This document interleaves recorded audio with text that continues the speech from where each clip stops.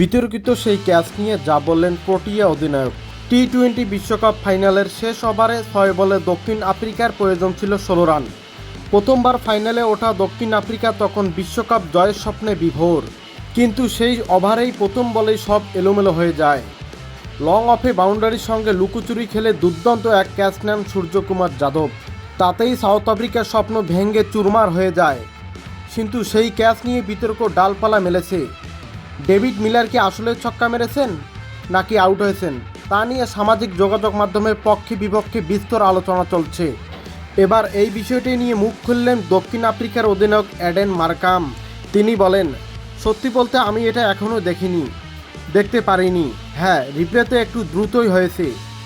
অবশ্য তারা বেশ নিশ্চিতই ছিল যে এটি আউট, এই কারণেই রিপ্লেতে দ্রুত দেখানো হয়েছে।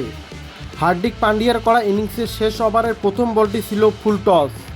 উইকেটে থাকা কিলার মিলার সোজা ব্যাট চালিয়ে দেন। লং অফে দারুণ দক্ষতায় বলটি শূন্য থেকে লুফে নেন সূর্যকুমার যাদব।